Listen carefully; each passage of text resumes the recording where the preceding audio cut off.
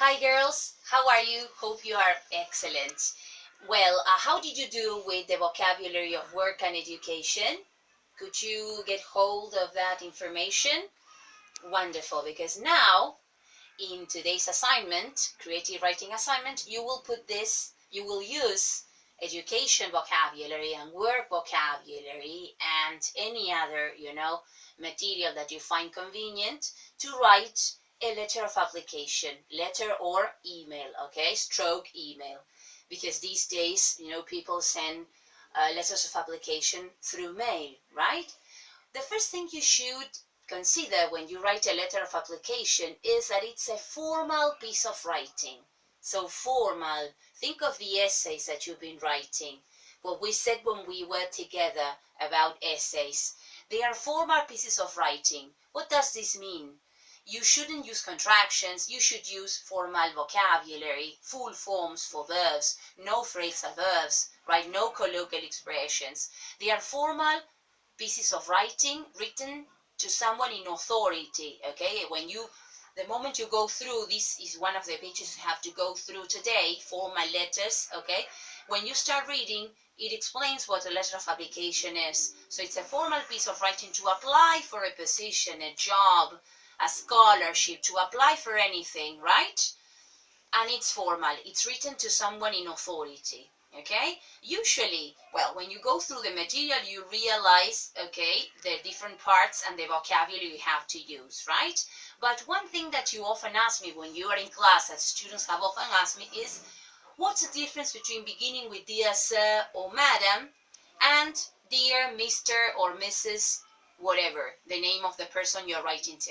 When you don't have the name, when it says write to the manager, right? Write this letter of application to the manager, you don't know to whom you're writing. So in that case, when you don't know to whom you're writing your letter of application, you start with dear sir, yes, stroke madam, all right?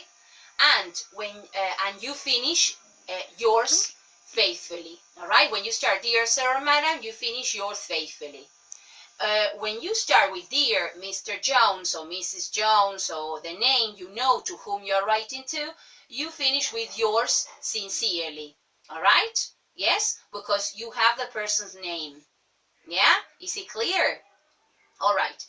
And this is the first thing you should consider when you write the letter of application. Here in the material, you'll find the general outlines of letters of application, and then you'll find two examples, all right? You can make use of these phrases, steal them and use them in your letters of application, right? You pay a look at these two examples, all right? The task that you have to use, it's on Exam Essentials in test 8, okay? You have the page number, yes, in my message on the Google Classroom, right?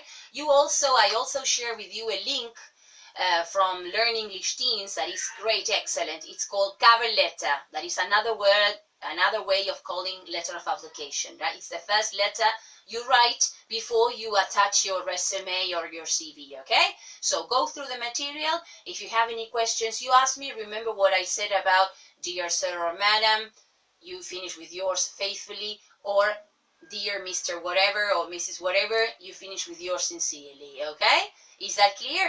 Well, I hope you go through the material well and you are able to write your letter of application successfully.